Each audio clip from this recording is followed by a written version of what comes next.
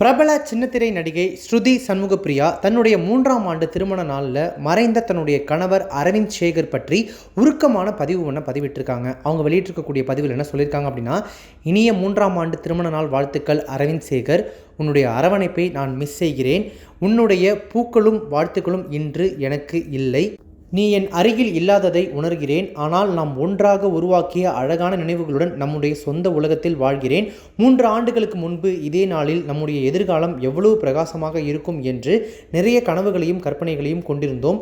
நம்முடைய கனவுகளையும் ஆசைகளையும் மெல்ல மெல்ல நிறைவேற்றி நீ எனக்கு கற்றுத்தந்த தைரியமான பாடங்கள், அனுபவங்கள் மற்றும் ஞானத்துடன் ஒவ்வொரு அடியையும் முன்னோக்கி எடுத்து வைக்கிறேன்.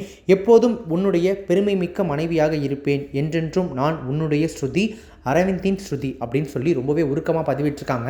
3ஆம் ஆண்டு திருமண நாளில் மறைந்த தன்னுடைய கணவரை நினச்சி ரொம்பவே உருக்கமாக பதிவிட்டிருக்கக்கூடிய அவங்களுடைய பதிவுக்கு கீழே பல பேர் போயிட்டு அவங்களுக்கு வாழ்த்துக்களோடு சேர்த்து ஆறுதலும் சொல்லிட்டு இருக்காங்க.